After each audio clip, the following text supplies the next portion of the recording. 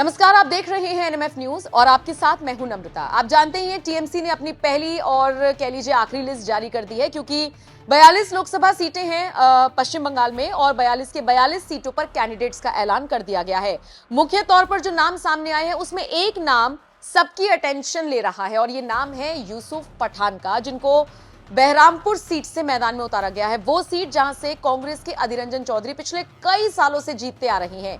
सोचिए, social media पर तो ये तक कहा जाने लगा है कि यूसुफ पठान को क्या बलि का बकरा बना दिया गया है। आप देखिए, ममता के पास कौन सा कैंडिडेट था जो अधीर रंजन चौधरी को हरा सकता था? कोई नहीं। और शायद इसीलिए उन्होंने यूसुफ पठान को राजनीति में लाकर इस तरीके से उनको इस सीट से उतार दिया है। अब यूसुफ पठान का भी इस पर रिएक्शन आया है। यूसुफ पठान ने बाकायदा ट्वीट किया है जिसमें वो अपनी खुशी जाहिर करते हुए नजर आए हैं। यूसुफ पठान ने लिखा है, I am eternally grateful to Shrimati Mamata Banerjee for welcoming me into the TMC family and trusting me with the responsibility to become people's voice in the parliament.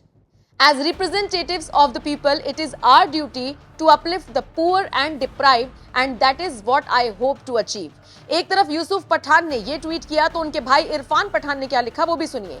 Your patience, kindness, help to the needy and service to people even without an official position can be easily noticed. I am confident that once you step into a political role, you will truly make a difference in the daily lives of people. और इसी के साथ उन्होंने यूसुफ पठान को tag किया है। यानी दोनों भाई बहुत एक्साइटेड हैं यूसुफ पठान के पॉलिटिकल करियर को लेकर। उन्हें उम्मीद है कि जन सेवा में वो उतरते हुए नजर आएंगे, लेकिन पहले जीते तो, क्योंकि अधीर रंजन चौधरी का एक बहुत तगड़ा फैन बेस है वहां पर और कहा जाता है कि अधीर रंजन को उस सीट से हरा पाना मुश्किल ही नहीं नामुमकिन है।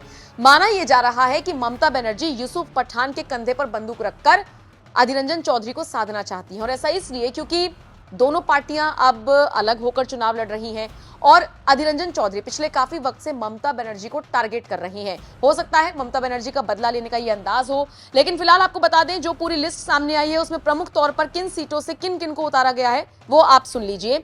आसनसोल से शत्रुघ्न सिन्हा को टिकट मिला है, कृष्णानगर से महुआ मोइत्रा को, दुर्गापुर से कीर्ति आजाद को, डायमंड हार्बर से अभिषेक बैनर्जी को, कूच बिहार से जगदीश बसुनिया को, अलीपुर द्वार से प्रकाश बारिश को, जलपाईगुड़ी से निर्मल राय को, दार्जिलिंग से गोपाल लामा को, रायगंज से कृष्णा कल्याणी को, बालूरघाट से बिप्लब मित्रा को, मालदा उत्तर से पूर्व आईपीएस प्रसून बनर्जी को, मालदा दक्षिण से शाहनाज अली रायन को, बशीरहाट से हाजी नूरुल इस्लाम को मिला। ये नुसरत जहां की सीट हुआ करती थी और जादवपुर से सयोनी घोष को मैदान में उतारा गया है जो मिमी चक्रवर्ती की सीट थी।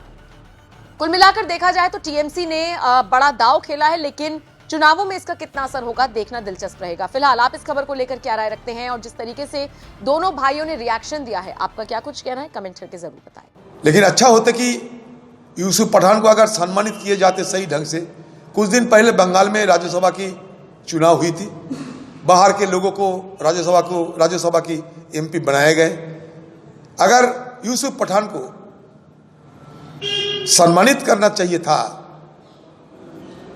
उनको कुछ पद देकर नवाजा किया जाए, ये अगर सोच रही होती तो यूसुफ पठान को बंगाल के टीएमसी पार्टी राज्यसभा की मेंबर बना के उनको एमपी पद दिलवाती।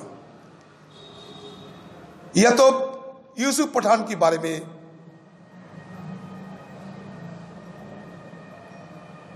ममता बनर्जी की अगर कोई अच्छा सोच होती तो कम से कम गुजरात में गठबंधन से एक सीट की मांग कर लेती कि मेरा एक ही उम्मीदवार खड़ा होगी गुजरात से, उनके नाम है यूसुफ पठान। लेकिन यहां उनको इसलिए भेजा गया कि आम लोगों में ध्रुवीकरण हो, बीजेपी को मदद मिले और कांग्रेस पार्टी हारे।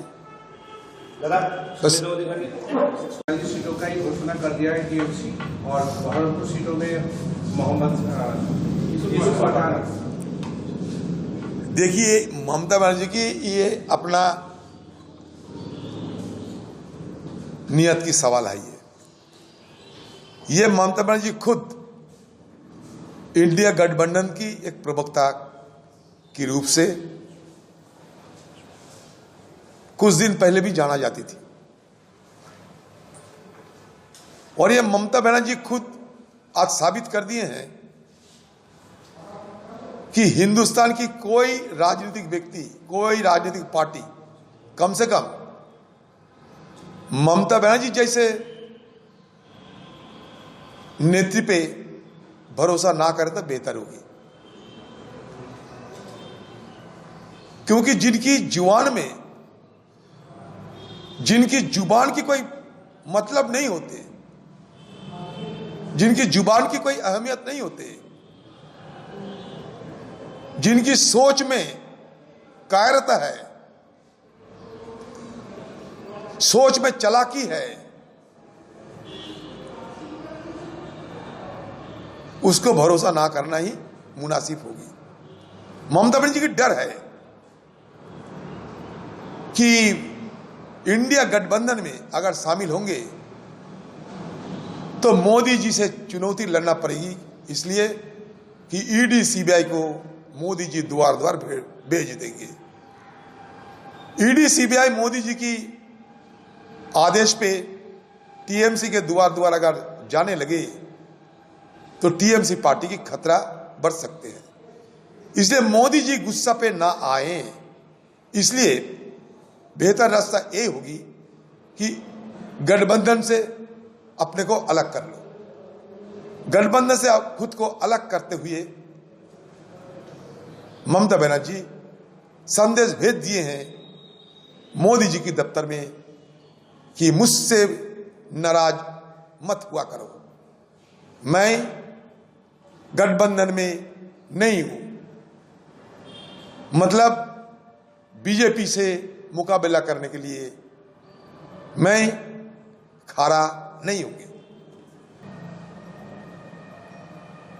ममता बनर्जी की अगर कोई अच्छा सोच होती तो कम से कम गुजरात में गठबंधन से एक सीट की मांग कर लेती कि मेरा एक ही उम्मीदवार खड़ा होगी गुजरात से, उनके नाम है यूसुफ पठान। लेकिन यहां उनको इसलिए भेजा गया कि आम लोगों में ध्रुवीकरण हो, बीजेपी को मदद मिले और कांग्रेस पार्टी हारे। 40 सीटों का ही घोषणा कर दिया है टीएमसी और बहरमपुर सीटों में मोहम्मद यूसुफ पठान।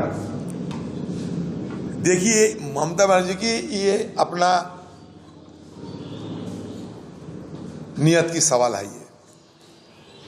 ये ममता बनर्जी खुद इंडिया गठबंधन की एक प्रवक्ता के रूप से